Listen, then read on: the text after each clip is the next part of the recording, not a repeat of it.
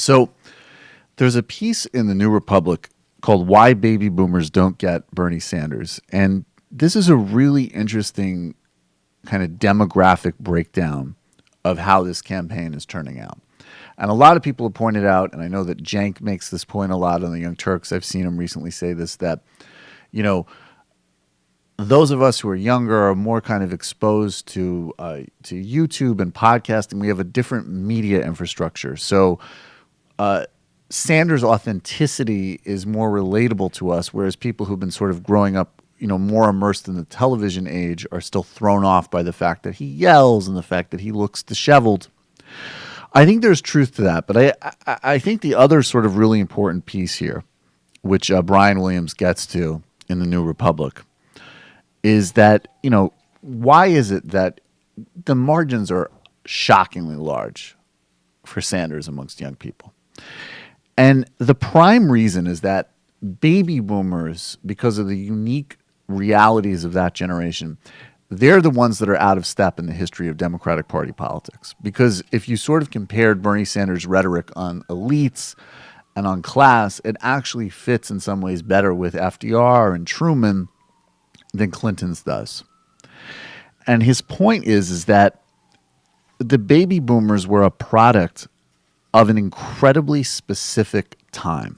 And I'm going to quote this. The post-baby boomer generation was profoundly transformed the economy. In the 1977, sociologists Barbara and John Ehrenreich argued that the middle of the 20th century was marked by the ascendance of the professional managerial class.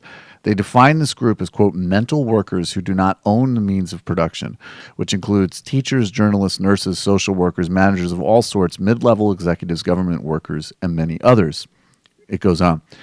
During the young adulthoods of the boomers, government policies made it easier for young people to join the PMC, which is the permanent middle class.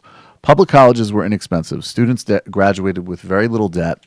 Labor unions provided jobs like teachers and nurses a great deal of career stability.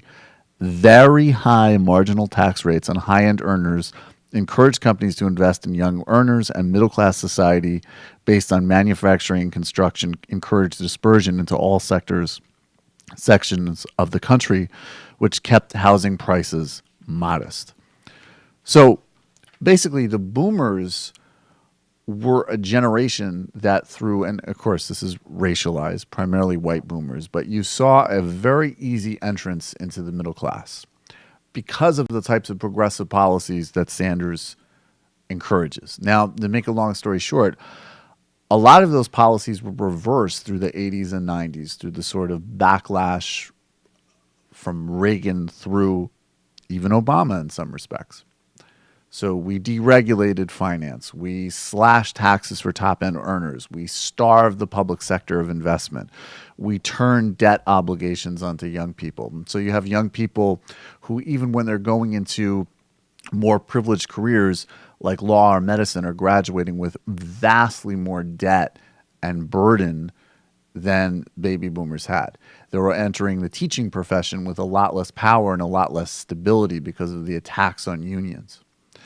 So the point is that baby boomers were this sort of exception of the traditional class politics in the country because we had this moment, ironically produced through the type of progressive policies that Bernie Sanders advocates for and people like Krugman that say are unrealistic, that produced a boom in middle-class living standards and a sort of increasing access of these particular types of workers to nice incomes, rewarding careers, which de-identified with, the working class, for lack of a better term. So they're this historic anomaly that is more sort of focused on lifestyle politics and other really important things, but the economics of it was lost because by and large, this was a generation that was actually pretty specifically privileged economically, again, due ironically to the types of policies that they now say are unrealistic and Bernie Sanders advocates for. So I think that a lot of the story of this election and what is and is not, quote unquote, realistic is really just a product of that positioning. And I think younger people too, who are sort of aping that line, that's just a branding technique. I mean, look, all of the estimates now of what's going to lead to the most economic growth and how much GDP will grow, this is all speculative, but from anybody. And we all know that nobody's passing major packages through a Republican-controlled Congress regardless. So these are all very theoretical conversations.